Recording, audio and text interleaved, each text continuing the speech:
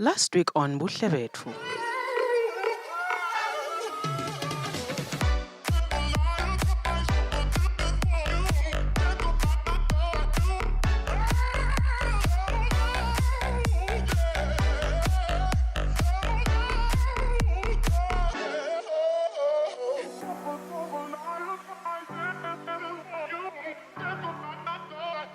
Join us once again as we continue experiencing the wonders of Sibane Hotel.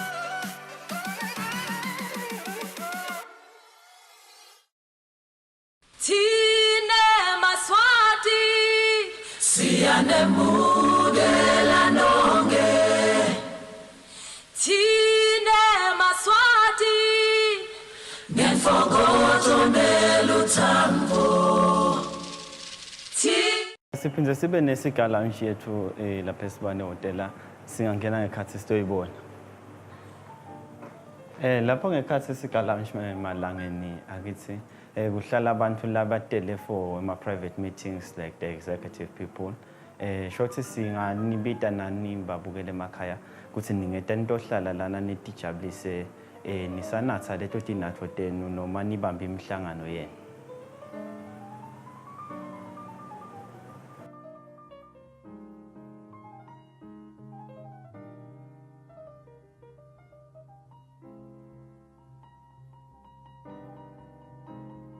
Siphinde sivusele babukele emakhaya Sibane Hotel siphinde sibe nayo i-beauticians salon le yenda tinhloko nawe ungakwenda mbukele ekhaya ube ngilomuhle kakhulu shothi ivula onke malanga ekseni iphinde ivale nzambama siphinde sibe naye egcebile kunene lo tanichazela kabanti sivusele babukele emakhaya ligama lami ngicebile kunene ngisebenza naSPJ Dlamini la khaya ke senda inqumbethi imvota senhloko si specialize kuma dreadlocks siyawa starter si retouch nema hairpiece iclosure siyayifixa phinde sende netigcoko boba bese abahula sibakhenje impela babe bahle so singajabula ukuthi nite Sibane nisijoyine endaweni inhloko ngeningi lenu.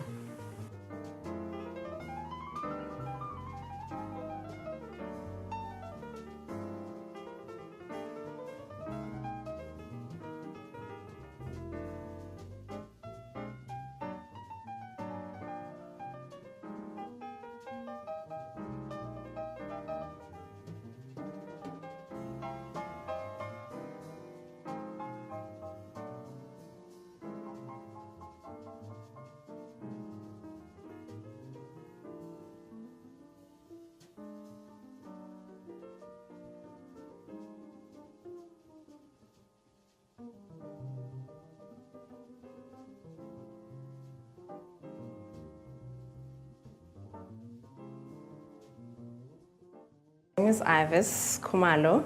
I'm a 30-year-old entrepreneur. I'm a masseuse, or most people call us beauty therapists.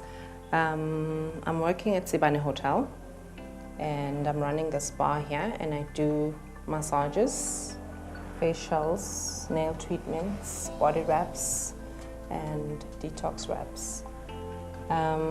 We operate 6 times a week. From Mondays at 9 o'clock and we close at 6 p.m. In the evening. We're also open during public holidays. With the massages, I do different types of massages. I'm presently doing a Swedish massage, which is most popular massage that people do. I also do hot stone massage, which brings healing with the galvanic stones. And I also do a aromatherapy massage, whereby we use different essential oils to bring healing to the body. We also do a deep tissue massage, which is more like a sports massage, which works more deeper into the muscles. And there's also the famous back, neck and shoulder massage. It's normally 30 minutes, very relaxing, good for the psyche, tension headaches, because there we concentrate on the shoulders, we concentrate on the arms, the back of the neck, lower back, and of course the upper back. I've been a beauty therapist for 10 years. Funny enough, I come from a marketing background. So before I used to be in the corporate world, but I've always known I wanted something that's very relaxing, like an easy type of job with flexible hours. So I fell in love with beauty as a little child, and first experimenting with trying out hair, and that couldn't give me the passion that I needed. And then I started doing nails. I started in Nelspruit at Face to Face. It's a makeup beauty school. It offers all types of beauty treatments. So I concentrated mostly on massages, on facial therapy, on nail treatments, waxing and tinting. And then after a couple of years, then I started slimming, which I did in Pretoria. It uses laser and cavitation, which is more advanced in the slimming world. I'd encourage everyone to come for a massage. We mustn't look at it as a pampering thing. It should be in our budget because we need to relax. We live in a very stressful lifestyle. Our diet's also not the best. So a massage once a month is very relaxing. So people must come, make an appointment. We've got a landline that you can call. Our number is 2417-1009. And I'm also available on Facebook and on Instagram. And my direct number is 7612-7203.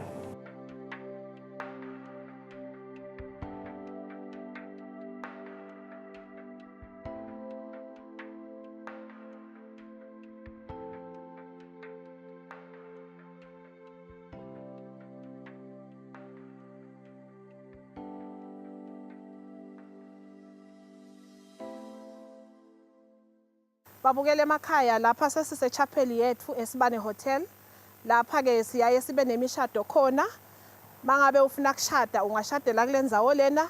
Niyayibona inengadze lenhle kakhulu. Ungakhona nekushutha tithombe takho. Ngala ngendasi sinemfula wethu njengaloku uva nje ukhala. Ichapeli yethu babukele emakhaya ithatha abantu lebangafika ku200 people. Lebangayisebenzisa la ngekhathi njengaloku nitibonela ivulekile nangabe lishisa langa nyakhona kuvula. Nishayo ngumoya, nibone inature, nibone yonke info tinyoni tikhona, indzawo lenhle kakhulu. Lana ke indzawo yethu yekushuthela lena lesesikiyo. Uyakhona nangabe bowushadelela ekhaya utoshuthela kiyo. Noma kumbe ufuna kuhlala nje ungcebeleke, uve bunanzi bekuhlala phansi kwemthundi, ungeta lana uhlale udle, uode kudla kwethu la eSibane Hotel. Indzawo nje lenhle kakhulu yingadze yethu siyaye siyibite ngekuthi yi-Little Eden ngoba vele indzawo lenhle kakhulu.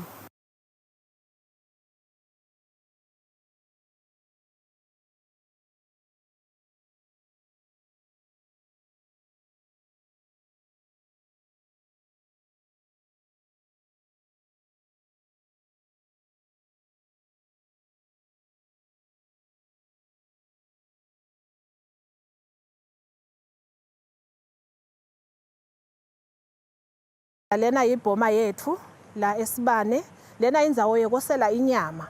Mhlambe nje ukhanuka kosa, ufuna umcwembe, lena indzawo lekahle ukuthi ungahlala nemndeni wakho, ungahlala naloyo lomthandzako, nidle inyama yekosa. Mhlambe kumbe awukukhanuki lokuningi, ufuna nje liplate.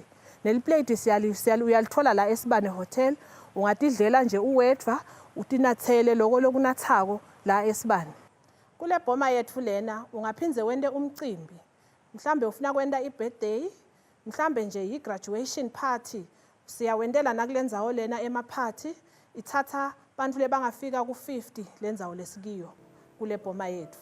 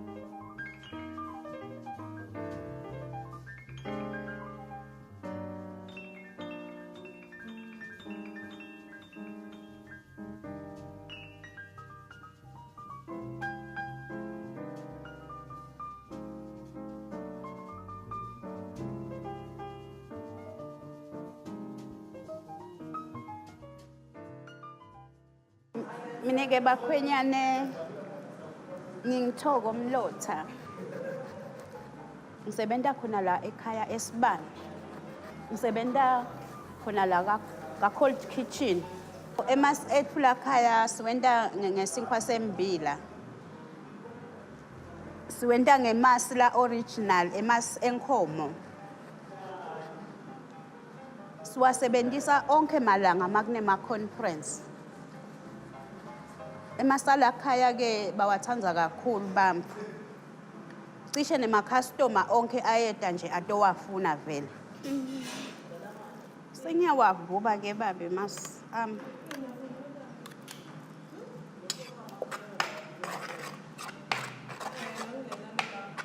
Nyalo-ke bakhwenyane bami ngidofaka na i-cream kula mas ethu ukuze atoba mnanzi kahle.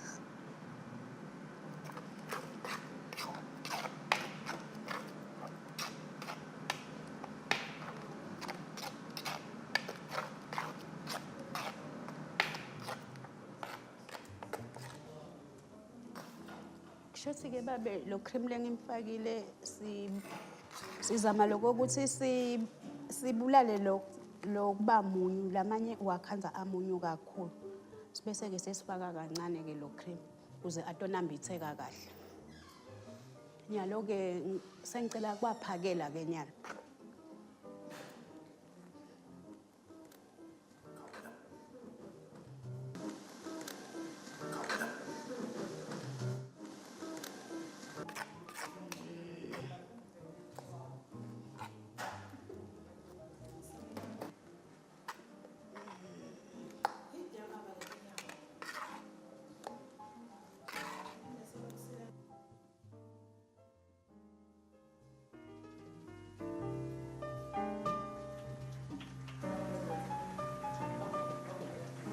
Njalo once again.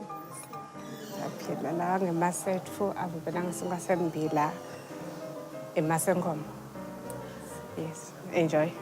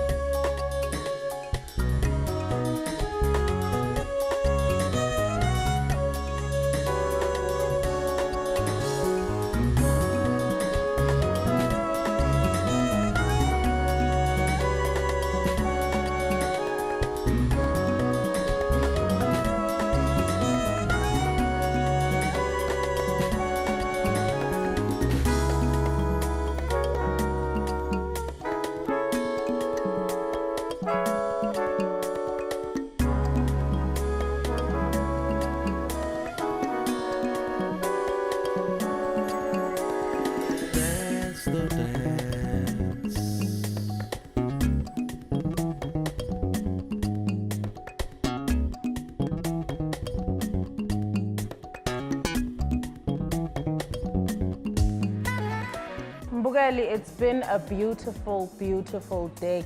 Sidlile, sibonile, sasibona Sibane ukuthi indzawo lenhle kanjani nokuthi kwantiwani kulena ndzawo. Hayi ke mina ngingumuntu lo jake nje kodibeka phasi ngiphumule nje waphela ubonile ukuthi hayi abakangiphotholozi kwala impela ngimnanzi isibili. Sasifike khona ke Mbukeli emaphethelweni nalo hlelo lethu lelithi Buhle Betfu la ngila namuhla kanze kakwethembise ukuthi evikini lelitako siyachubeka Mbukeli sibuka tatinzawo letinemlandvo kuleli siphindze futhi sibuka bona buhle belivela kangwane. Kungako Mbukeli ngukhuthata kwekuthi nawe hloma lapho uhleli khona vuka uvakashe sihambisana nayo Swaziland Tourism Authority sisagudvuta lona live sibuka tindzawo letinhle letinemlandvo naletikhanyisa ngabo Buhle Betfu njengemaswati. Ngalawa magama Mbukela ngufisela kona kubukela lokuhle nekutfokotela lokuhle tinhlelo takho letilandzelako usale kahle.